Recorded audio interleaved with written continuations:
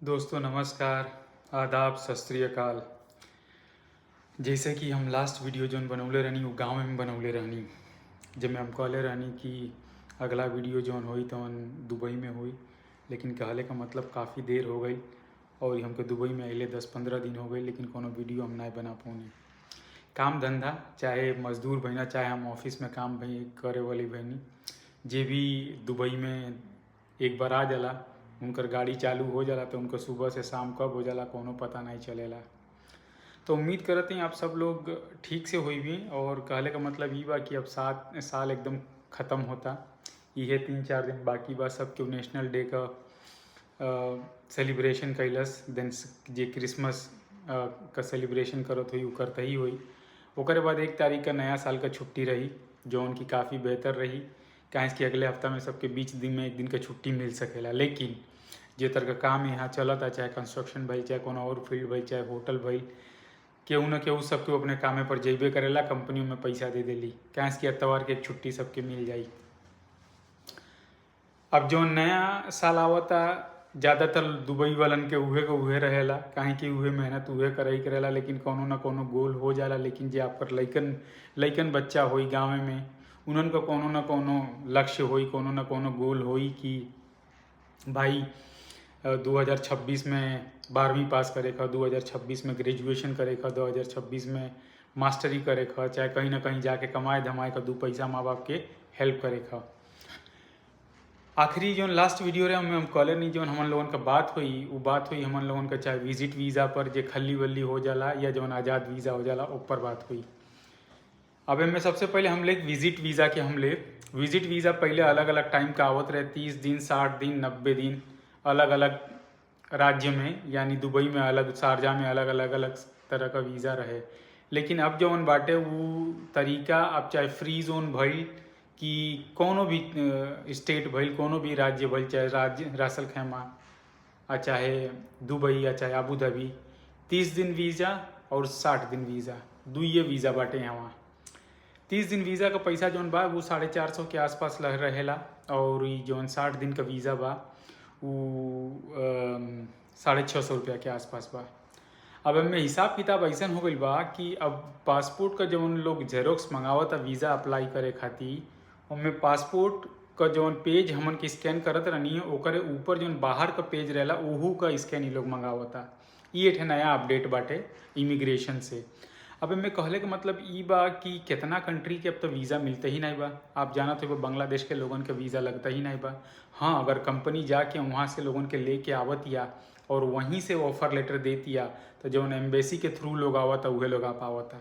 लेकिन अब केहू का नया वीज़ा बांग्लादेश का नहीं बा। यही तरह पाकिस्तान का हो गई, पाकिस्तान का तो आउट टाइट हो गई बा, कौनो भी तरह का विजिट वीज़ा पाकिस्तानी लोगन के नहीं बा, खासकर जवान लड़की लड़का के।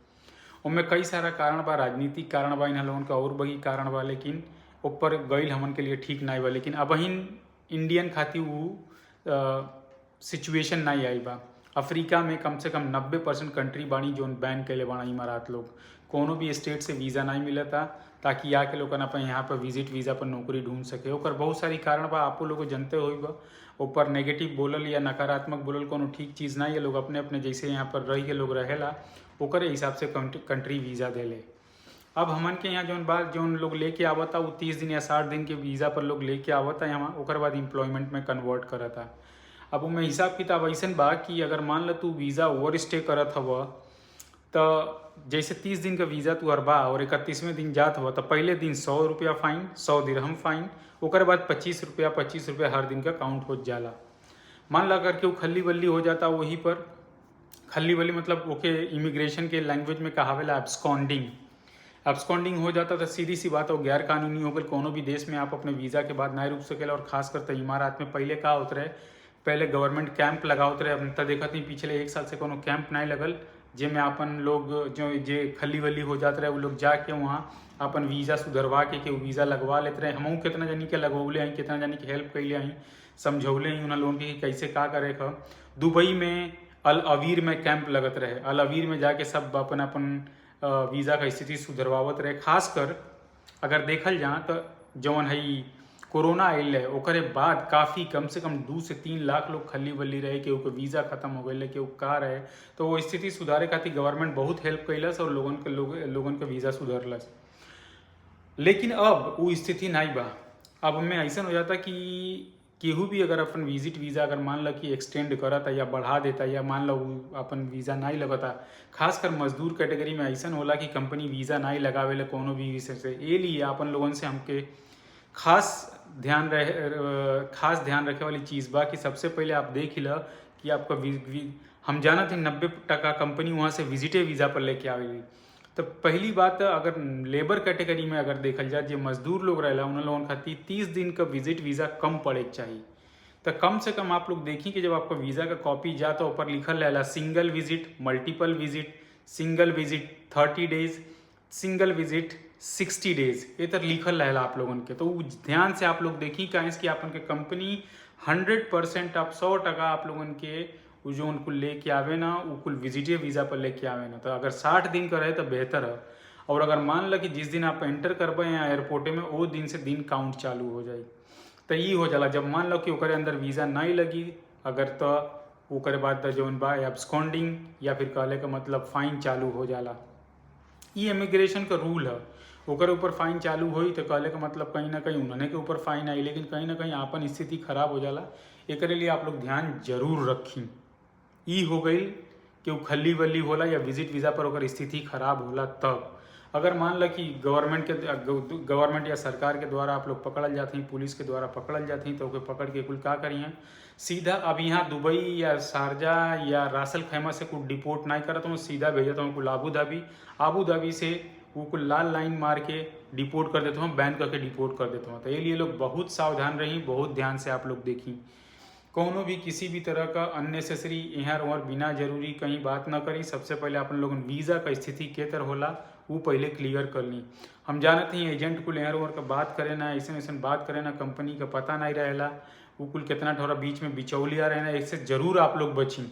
जे फंस जाला वो बहुत भयंकर फंस जाला। हम देखले बानी कई जानी यहाँ 4-4, 5-5 साल से अब्सकॉन्डिंग लोग रहल, खल्ली वल्ली लोग रहल, हम उनकर स्थिति सुधरवले रहनी गाइड करके या किसी भी तरीके से मदद करके। तो ये लिए आप लोग ध्यान रखें कि वीज़ा की स्थिति बहुत सही रहे, कोनो भी एजेंट के भरमावे में न आई। हम जानते हैं कि गांव में बैठल लोग मजदूर रहेला, कैसो तरीके से 2 पैसा का 4 पैसा का धंधा पानी लग जाए सोचते रहेला, ये लिए लोग कुछ सोचेला नहीं। लेकिन आपन स्थिति आप लोग अपने क्लियर रखी जरूर।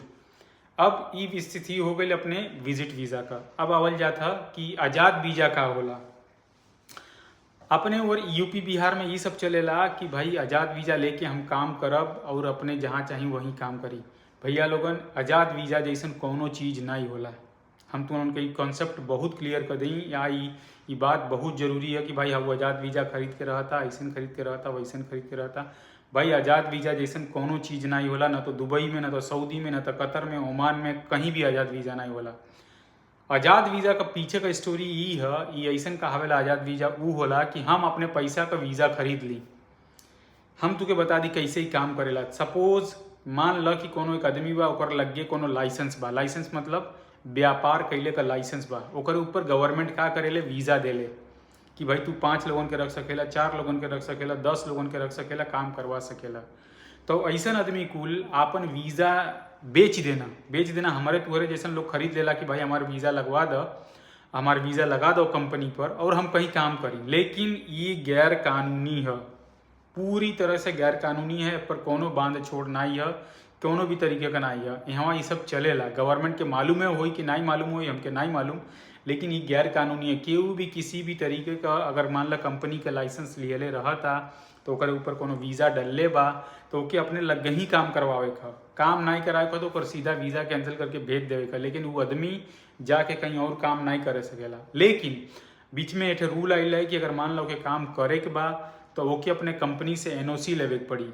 एनओसी लेके यानी कंपनी के जो लेटर हेड रही ऊपर एनओसी ले के बाद जहाँ पर वो नया काम करे जाई वो कंपनी गवर्नमेंट के अप्लाई करी कि हाई फला नाम का आदमी बा, पिछले कंपनी का वहाँ काम नहीं बाटे और हमके पार्ट टाइम करे काम का अप्रूवल चाहिए, तो ओके कंपनी के पैसा पे करे पड़ी, तब जाके ये सारी चीज़ें होला।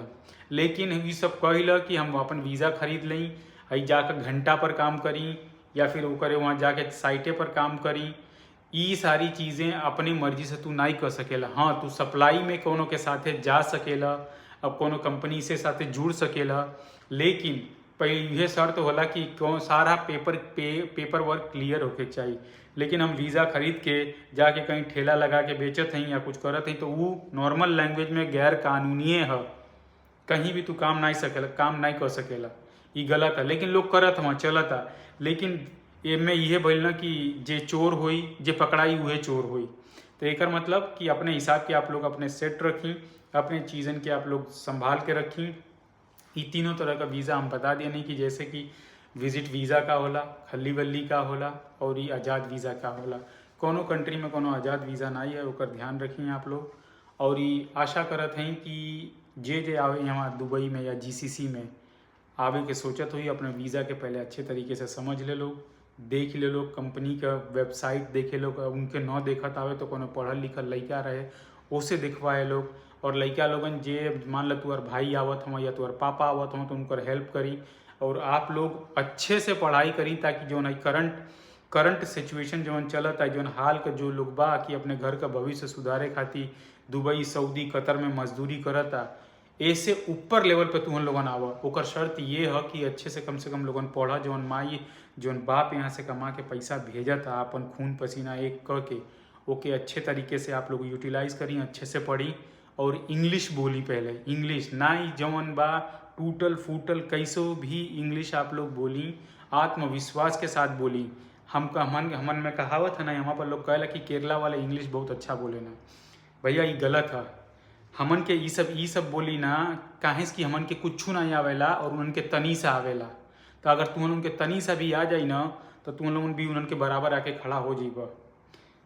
जरूरी ई बा कि कम से कम लोगन बोलल चालू कर, समझल चालू कर, तनी मनी देखा लोगन इंस्टाग्राम से यहाँ रोहन से जौन जात हुआ लोगन, मोबाइल के शक्ति बा तुम लोगन के, लेकिन इंस्टाग्राम पर जौन बा वो गलत चीज़ें मत करा लोगन। अपन लोगन देखा पढ़ाई पर काहे नहीं होई। हम जानत हैं कि एक दो लइकन के हैं वहाँ हम देखनी है, गोरखपुर से बाणा जो उनकुल सेल्स वगैरह में बाणा, महाराजगंज से देखनी एक दो जो सेल्स में बाणा, आजमगढ़ से बाणा। तो धीरे धीरे ऐसे ही शुरुआत हुई ना, काहे कि वो लोग ऐसे ही शुरुआत करे रहे। यहाँ कोनो दुश्मनी के बात नहीं बा, लेकिन अपनियो लोग जो भोजपुरी बोले वाला बा वो लोग आगे बढ़ सकेला। जैसे हम आगे बढ़नी, पढ़ी लिख के आइला नहीं, माँ बाप हमके पीट के पढ़ू ना, वैसे ही आप लोग खुद से पढ़ी। आप ही सोची कि हमारे बाप कितना मेहनत करत हुआ, ये लिए आप लोग जरूर से पढ़ी। खास कर इंग्लिश बोली टूटल फूटल कैसे हो भी आत्मविश्वास के साथ बोली, एक लाइन, दो लाइन, एक वर्ड, दो वर्ड, कोनो भी वर्ड ओके बोली आप लोग, ये लिए कि वो आगे जाके काम हुई। मान लो आज से जाके शुरुआत करत ही हमन के, तो आगे 5 साल में 10 साल में केहू ना कोई तो आई 5, 10, 15, 20, 25, 30 ऐसे ही शुरुआत हो जाए, लेकिन अच्छे पोजीशन पर आई। ये लिए जो लेगे यहाँ से हमारी वीडियो देखा था या जे कहीं भी हमारी वीडियो कहीं और से देखा था, आप लोग ये बात के जरूर ध्यान रखें। ये आशा करत हैं कि इस तरह का हम सूचना और भी आगे लेके आए जो प्रैक्टिकल ज़मीनी हकीकत पे आप लोगों के मदद करे। अगर आप लोगों के ये वीडियो पसंद बा तो आप लोग लाइक करी, एक शेयर करी। आज ये बैठल बा यूपी बिहार में उन्हों के भेजी ताकि वो लोग आपस में शेयर करके या लोग आपस में एक दूसरे के भेज के ये जानकारी ले सके।